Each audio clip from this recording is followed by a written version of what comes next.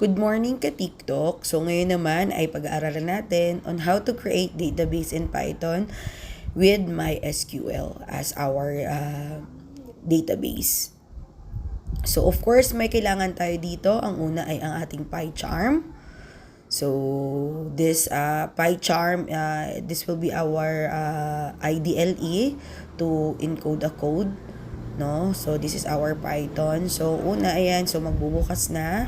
So previously ay meron na po akong mga tinype dito. Pero of course, since ang gagawin natin is to create nga po ng database. So kailangan kong i-edit yung mga nauna kong mga nailagay po dito. So ang gagawin lang natin is magko-code tayo, lalagay lang natin mark my cursor that execute, then open and close parenthesis, then single quote, then we will put a word create database, so in a capital letter.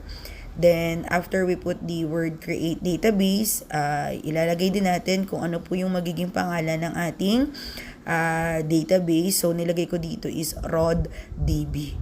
So after that ay i-run na po natin siya. So kailangan ito ay wala po siyang error. So una muna ay isi-save muna natin itong gawa natin. So click save all.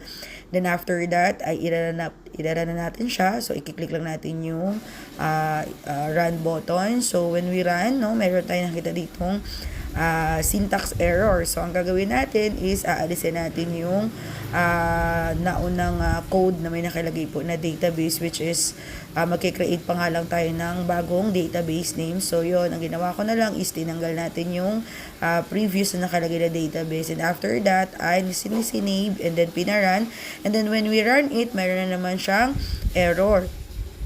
So, ang gagawin natin is i-check uli natin, ilalagay uli natin yung tamang code. So, nawala dyan yung close parenthesis. So, ilalagay natin yung close parenthesis. Ayan. So, yun. After natin ilagay ay we just click save all again. Then, ipaparan ulit natin. Okay. So, nung pinaran ay mayroon pa rin pong error. So, okay. So, para maging okay na po yan ay kailangan nating mag-add ng MySQL connector. So, ang gagawin lang natin, let's go to file. Ayan. So, when we go to file, click natin yung settings. Ayan. So, when you click the settings, ay choose natin yung Python interpreter. And then, from there, isi-select natin yung tamang connector. So, we choose Python 3.10 and then click apply. Then, click OK. So, ayan. Then, after that, ay ira-run na uli natin siya. Okay? So, nang niran natin ay wala na pong error. So, ayan. So, ngayon, i-open naman natin yung MySQL workbench natin po. So, una muna, i-refresh po muna natin kasi dito natin i-check kung pumasok na po yung bagong database natin. So, yun. Ayan, pumasok. So, nakita na po natin, nakilagay na po yung RodDB. So, yun lang po. Thank you.